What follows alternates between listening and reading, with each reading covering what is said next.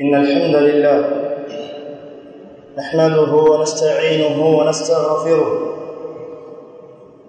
نعوذ بالله من شرور أنفسنا ومن سيئات أعمالنا من يهده الله فلا مضل له ومن يضلل فلا هادي له وأشهد أن لا إله إلا الله وحده لا شريك له وأشهد أن محمدًا عبده ورسوله يا أيها الذين آمنوا اتقوا الله حق تقاته ولا تموتن إلا وأنتم مسلمون يا أيها الناس اتقوا ربكم الذي خلقكم من نفس واحدة وخلق منها زوجها وبث منهما رجالا كثيرا ونساء واتقوا الله الذي تساءلون به والأرحام إن الله كان عليكم رقيبا يا أيها الذين آمنوا اتقوا الله وقولوا قولا سديدا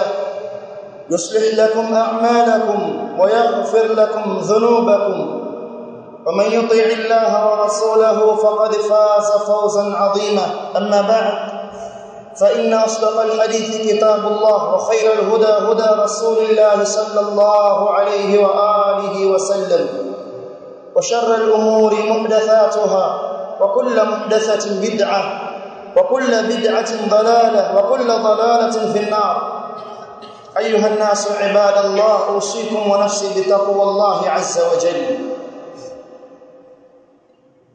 إني وجه الله hakika Allah subhanahu wa ta'ala dhu rahmatin wasi'ah Allah ni mwenye huruma sana kwa waja wake faqad harrama alaina az-zina ametuharamishia sisi jambo la zina wa a'tana az-zawaj na akatupa sisi ndoa فجعل سبحانه وتعالى الزواج نعمة من نعمه عز وجل بل هو أعظم النعم أكجالي الله سبحانه وتعالى جambo la الزواج ndoa ni neema miongoni mwa neema za Allah subhanahu wa ta'ala bali ikawa ni miongoni mwa neema kuu miongoni mwa neema zake Allah subhanahu wa ta'ala na ukubwa wa neema ya az-zawaj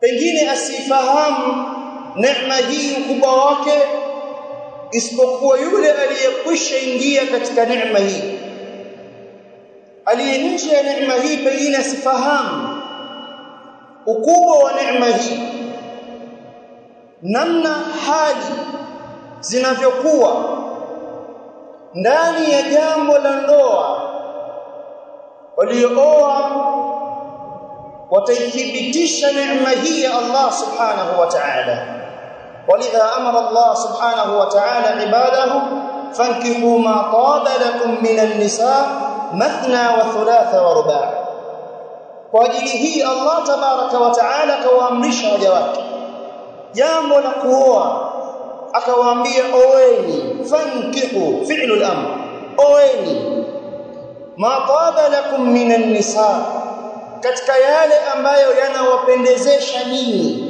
kutoka kwa wanawake wawili watatu wanne aliingia akaonja ladha ya neema hii hata sita na kugota katika uoji wake wa mke mmoja aliyefahamu ukubwa wa neema hii hatobaki na mke mmoja na aliyefahamu na akaielewa baada ya kuongeza mke wa pili ikiwa moja ni neema wawili ni neema ya ziada ataongeza na watatu na akiongeza na watatu nafsi tamwambia kamilisha na wanne hii miongoni mwa sunna na maumbile aliyoweka Allah subhanahu wa ta'ala kwa waja wake bali rasul alayhi salatu wassalam alipoona baadhi ya viashiria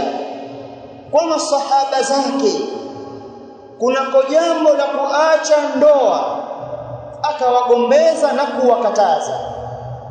Walipokwenda watu watatu katika nyumba za Rasul alayhi salatu wassalam kwenda kuulizia ibada za Mtume sallallahu alayhi wa alihi wasallam, walipojibiwa juu ya juhudi ya hali ya juu sana ya ibada za Mtume sallallahu alayhi wasallam, wao wakaonelea kwamba wana haki zaidi ya kufanya ibada. Miongoni mwa wale watu watatu, mmoja wao akasema, wa ana la atazawwaju nisa, mimi sitaoa, nitabaki hali ya kuwa ni mtawa, sitaoa ili nifaraghike na ibada. Rasul alayhi salatu wassalam alipoyathibitisha maneno haya kutoka kwa moja ya masahaba zake, akasema, wa atazawwaju nisa, na mimi naoa wanawake, faman raghiba an sunnati falaysa minni, atakaye kengeuka, atakaye acha, atakaye kuuzia mbali sunna yangu hii, huyo si katika mimi. Faja'ala man raghiba hadhihi sunna al'azima, akajalia Rasul alayhi salatu wassalam yule ambaye ameikuuzia na kuibeza sunna hii tukufu, huwa laysa ala tariqati muhammadiyya, si katika njia ya Mtume sallallahu alayhi wa alihi wasallam. Bali alipokwenda Uthman ibn Mad'un radiyallahu anhu, alipomtaka Rasul alayhi salatu wassalam idhni ya at-tabattul. At-tabattul ni al-inqita' 'an az-zawaj wa i'tizalu an-nisa, ni kujikata, kujiweka mbali na jambo la ndoa na kujiweka mbali na wanawake. At-tabattul, kama mimi sioi. Alipoomba idhini Uthman bin Mad'un radiyallahu anhu, akisimulia Sa'd ibn Abi Waqqas majibu aliyotoa Mtume sallallahu alayhi wasallam, akamkatalia, akasema Sa'd, radda Rasulullah sallallahu alayhi wasallam ala Uthman ibn Mad'un at-tabattula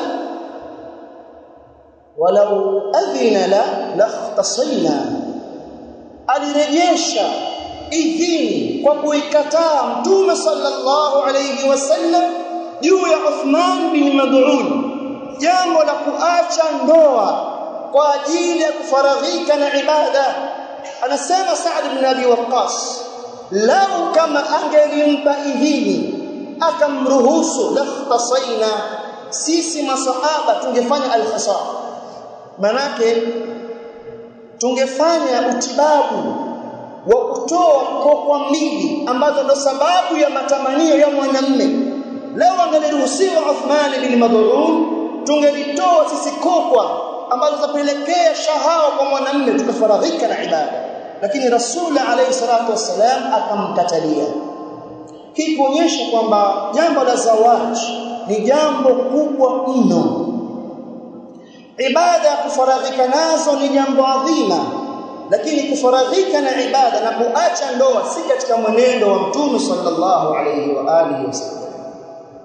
Kadhalika Mtume huyu salawatullahi wa salamuhu alayhi amara al-umma, aliuamrisha umma kunako sunna hii.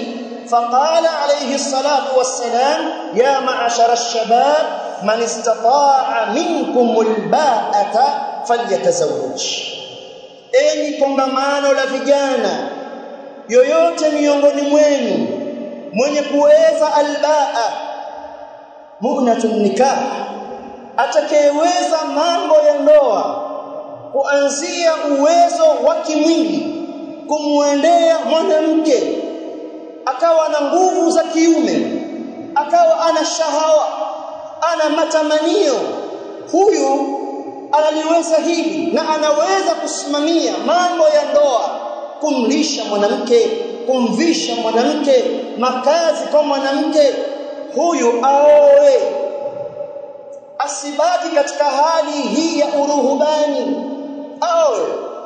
Uislamu hauna uruhubani, Uislamu hauna utawa kwamba huyu ameyashinda matamanio yake aache ndoa. Uislamu hauna jambo hilo, akaamrisha umma katika hili. Kadhalika akatuambia katika hadithi nyingine, tazawwaju alwaduda alwaluda, oweni wanawake alwadud allati tuhibbu zawjaha mahabbatan shadida, mwanamke ambaye atampenda mumewe mapenzi makubwa. Ndio maana Uislamu hautaki mwanamume kulazimishiwa mke wa kumuoa, kadhalika mwanamke kulazimishiwa mume wa kumuoa. Uislamu umekataa hilo. Papatikane ridha baina ya pande mbili, mwanamke akubali kuolewa na mwanamume huyo, patapatikana almawadda warahma, mke ampende mumewe, mwanamke aridhike na mwanamume aliyekuja kuleta posa kwao, kadhalika mwanamume aridhie mwanamke anayemtaka. Na ndio maana pakasuniwa katika Uislamu, mwanamume anapotaka kwenda kuoa nyumba fulani akamuone yule ambaye anataka kumuoa, akaangalia kile ambacho kimemvutia, na huyu mwanamke amuone huyu kwamba huyu ndo nitaishi naye.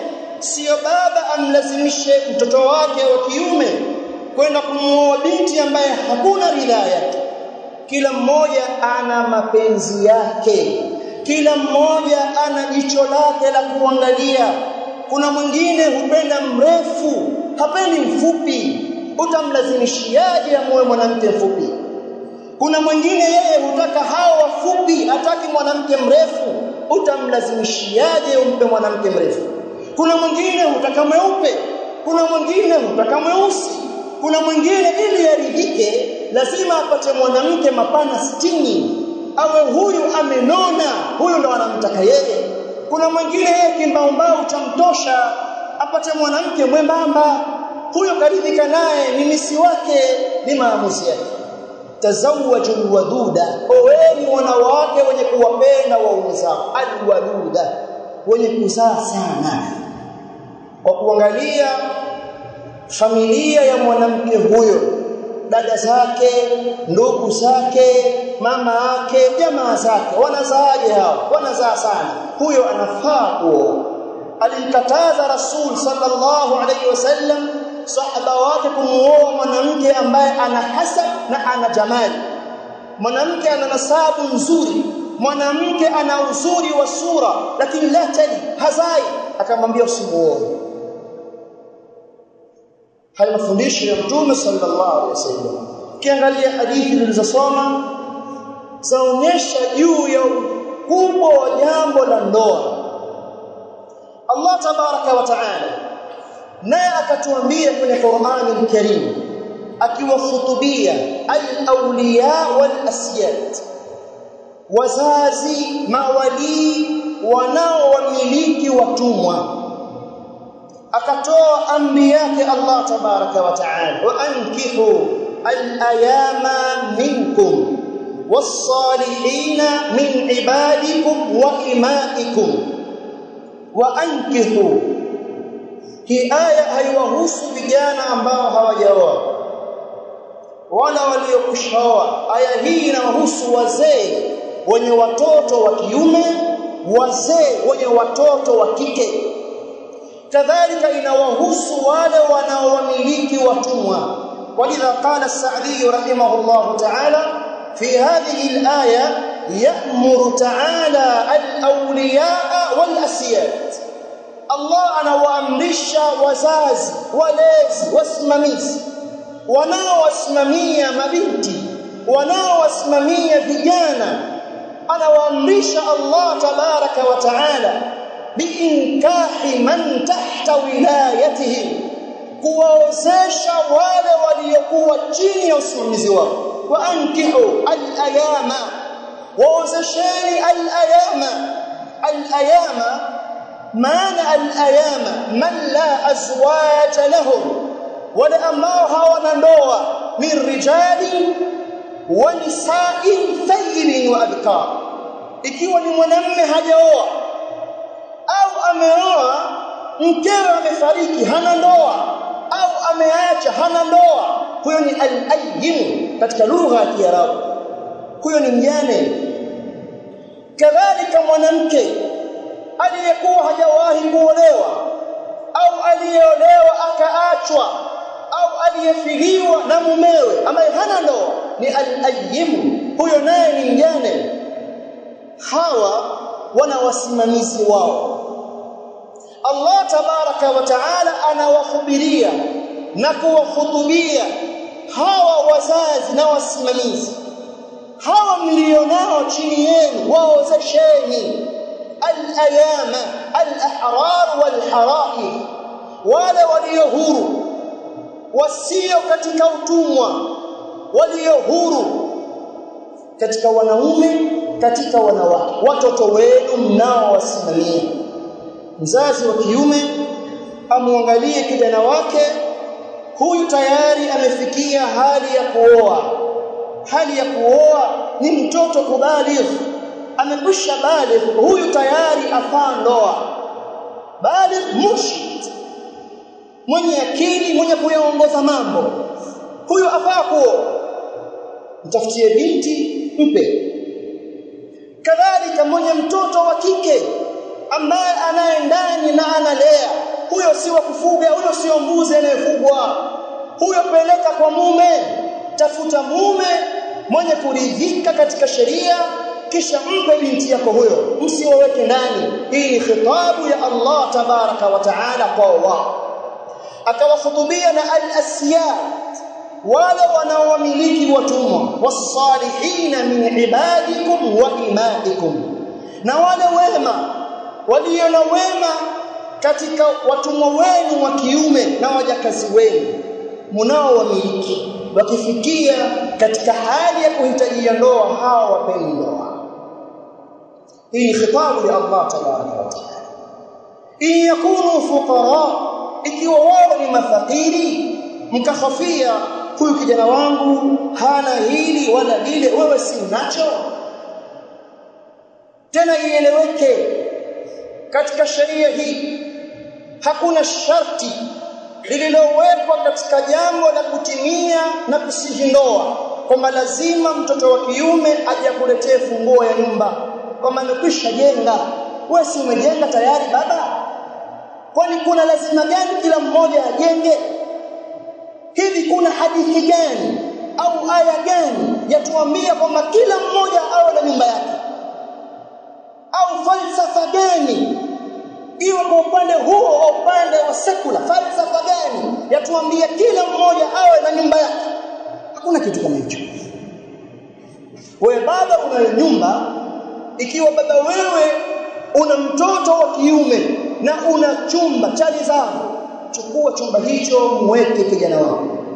Na kama wanalala wawili, aliye tayari mpe chumba, asiye tayari atalala ukumbini, na kama ukumbi hamna atalala msikitini. Lakini kile chumba mpe huyu. Kubakia katika hali hii ya ujane ni hatari kwa watoto wa watu nje, bali muda mwingine ni hatari kwa wanyama huko nje. Kwani kuna kesi ya vijana wanawabaka ng'ombe na mbuzi. Muda mwingine si akili yake, amepelekwa na ghariza na matamanio yake. Si wewe mfuga ndani utakaleta nyumba? Nani kaleta hili shati? Hawa kisha kuwa tayari, wapeni waozesheni vijana hawa. Na wewe mwenye mtoto wa kike, si unayo nyumba? Si kijana amekuja hana nyumba, mpe. Kwani kuna ubaya gani kumsaidia mume wa binti yako? Kuna ubaya wote? Sipata thawabu na fadhila mbele Allah subhanahu wa ta'ala kwa kumpa makazi. Kwa ukiwa na kijana wako huyu anaweza mambo ya ndoa, wewe utaweza kumsaidia huyu mke. Ikiwa mnahofia ufakiri wao, yughnihimullahu min fadli, Allah atawatosheleza katika fadhila zake. Bali Rasul alayhi salatu wassalam anatuambia katika hadithi sahihi aliyopokea al-Imam an-Nasa'i, thalathatun haqqullahi 'aunuhum, watu watatu ni haki ya Allah kuwasaidia. Haki hii Allah amejilazimishia nayo mwenyewe kwamba hawa lazima atawasaidia. Katika hao watu watatu, wanakihu yuridu al-iffa, na yule mwenye kuoa kwa ajili ya kujizuia na machafu, Allah atamsaidia katika maisha. Fadhila za Allah ni pana. Allah hakumbukiwi katika fadhila zake. Waogopea nini mzazi kumpa kijana wako mke? Waogopea nini wewe mwenye binti yako kumpa kijana mume? Wapeni hawa, si wakubakisha ndani. Aqulu ma tasma'un astaghfirullah. Alhamdulillah wassalatu wassalamu ala rasulillah wa ala alihi wa sahbihi man walahu, amma ba'd. Baada kusiona hizi ahadithi na aya zinazohimiza jambo la ndoa, mimi nigeuke kuwaelekea hawa wazee ambao wana watoto wa kiume. Nianze na hawa. Mtume sallallahu alayhi wa alihi wasallam ameturahibisha jambo la ndoa, na itikadi yetu sisi Waislamu, jambo la ndoa sio jambo la starehe tu, bali ni ibada ndani yake. Pamoja na kwamba kwa starehe ni ibada miongoni mwa ibada ambazo Allah tabaraka wa taala amezihimiza. Ikiwa ni ibada, bila shaka itakuwa na mafundisho ya Mtume sallallahu alayhi wa alihi wasallam. Ametuambia Mtume sallallahu alayhi wasallam juu ya namna na vigezo vya mwanamke gani atafaa kwa kijana wako wa kiume. Anasema Rasul alayhi salatu wassalam, tunkahu almar'a bi arba'in: limaliha wa lihasabiha wa lijamaliha wa lidiniha fadhfar bi dhati ad-din taribat yadak. Katika ada na desturi za watu huangalia kwa mwanamke mambo manne. Mwanamume yote mwenye akili huangalia kwa mwanamke mambo manne. Huangalia mali ya mwanamke huyo, na kwenda kuoa kwa mwanamke fulani ana mali, bila shaka mimi ndiyo mumewe, takuwa ndo wali wake wa kwanza. Pia huangalia watu hasab, familia ya huyu binti, familia yake ina makana gani katika jamii ya watu. Pia watu huenda kuoa kwa sababu hiyo. Na wengine huangalia uzuri wa mwanamke, na uzuri wa kwanza ni sura ya mwanamke, kisha kila mmoja baada ya sura ana yake anayoyaangalia. Pia watu huangalia haya, na pia watu huangalia dini ya mwanamke, kustakimu kwake katika ibada na sheria ya Allah tabaraka wa taala. Kisha Mtume sallallahu alayhi wasallam akatupa irshadat, akatwambia faghfar bi dhati din taribat yadak, lazimiana na yule mwenye dini, itagusa mchanga mikono yako, kwa maana itapata baraka mikono yako. Haya ni mafundisho ya Mtume sallallahu alayhi wa alihi wasallam, bila ya shaka yoyote, wala hatuna kigugumizi katika hili. Atakayepingana na mafundisho ya Mtume sallallahu alaihi wasallam lazima atakiona kile ambacho kimempeleka huko. Mtume sallallahu alaihi wasallam ametuambia mwenye dini, hakutuambia mwenye uzuri ndiyo tulazimiane naye. Jamii ya watu ndivyo ilivyo, kuangalia uzuri, lakini wewe lazimiana na mwenye dini. Sheikh Ibn Uthaymeen rahmatullahi alayhi katika Sharh al-Mumti' anasema, in wujidat, akipatikana mwanamke mwenye uzuri, ana hasab, ana mali na ana dini, fahuwa nurun ala nur, hiyo ni nurun ala nur. Lakini itakapotokea sasa mwanamke huyu ana dini lakini hana uzuri, wala hana mali, wala hana hasab, mwanamke huyu anao uzuri, anapopita katika njia hataangaliwa mara moja, lazima ataangalia jicho la kwanza mwanamume, kisha ataibia la pili kuangalia tena kwa uzuri uliokuwa kwa huyu mwanamke. kuanzia sura yake, maumbile yake, rangi yake na vinginevyo, lakini hana dini. Huyu anayo dini, hana uzuri. Na ikhtiyari yako ni hawa wawili, uchukue wapi? Mafundisho ya Mtume sallallahu alaihi wasallam anasema chukua mwenye dini. Huyu mwenye uzuri huyu akikusokota, lakini vijana watakwambia tutamfundisha dini. Uzuri hatuwezi kumletea, ni maumbile majibula, lakini dini mtamsomesha. Hivi hidayah ipo kwa nani? Kuongoa upo kwa nani?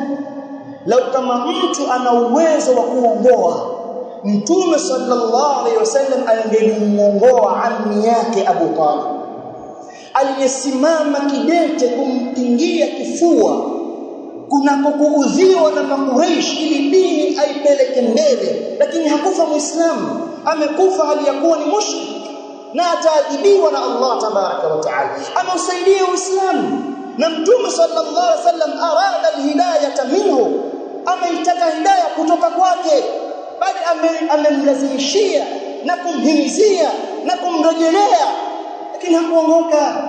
Wewe huyu unasema nitamuongoa, huyu nitamsomesha. Utamsomesha nini ndugu yangu, hali ya kuwa wewe mwenyewe kubakia kwenye istiqama hiyo yategemeana na Allah tabaraka wa taala? Huyu ni kirusi. Huyu mwenye uzuri, mwenye mali asiye na dini ni kirusi, wallahi alazim, utakwenda kuyaona ndani ya ndoa.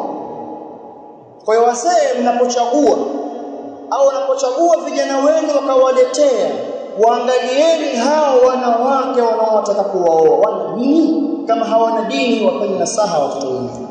Kadhalika upande wa pili, wazazi wenye watoto wa kike, Mtume sallallahu alayhi wasallam ametupa mwongozo. Anapokuja mtu kuposa kwako akamtaka binti yake, ametupa mwongozo namna kukubali.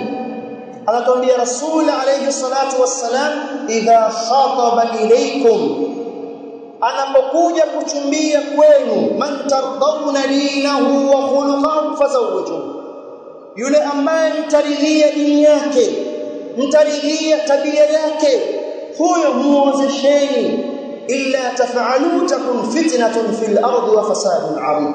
Msipofanya hivyo, mkamuozesha kijana aliyekuja mwenye dini na tabia, mkiacha kumuozesha huyo mkamuozesha mwingine, patatokea ufisadi katika ardhi na uharibifu uliokuwa mkubwa na fitna.